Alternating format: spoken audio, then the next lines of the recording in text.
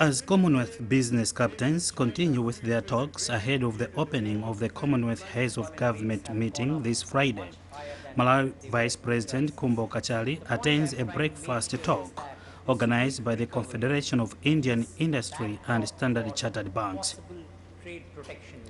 During their discussions, panelists observed that while politicians in many countries are busy appealing for votes in their endeavors, economic reforms should take center stage for the benefit of their people.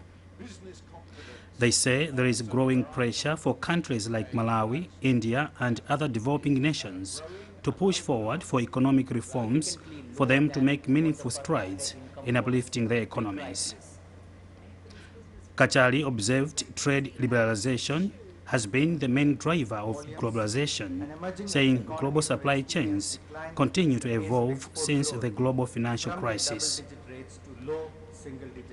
He adds, as countries reposition themselves to survive the crisis, new trade corridors have to be created to enable businesses seek new trade partners to attain competitive economic advantage. Since a decade ago, emerging economies remain the main drivers of the global economic growth. For example, emerging economies account for almost half of global output. Perhaps what is most interesting is the integration of emerging economies through trade and investment. This economic integration between emerging economies will change the global competitive landscape. Emerging economies integration will strongly change the nature of international competitiveness as well as enterprising access to skills and business norms. Therefore, business operators in our economies have to understand the implications of this changing landscape if we are to remain effective.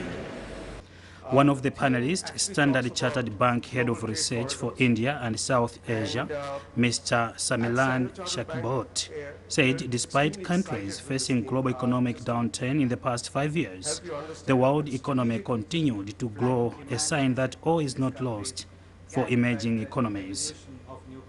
But what is so astonishing about the last 5 years is despite the macroeconomic difficulties, how resilient world trade has been. Now, admittedly, world trade has not grown faster than global GDP as it did before the financial crisis.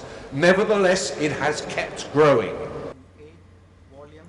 After deliberating for about 2 hours, the Malawi Vice President was positive about the future of developing countries, in particular sub-Saharan Africa, that it will not be left out as global economies show signs of gaining momentum. Peter Makawa, MBC News, Colombo in Sri Lanka. We've heard from the Vice President about the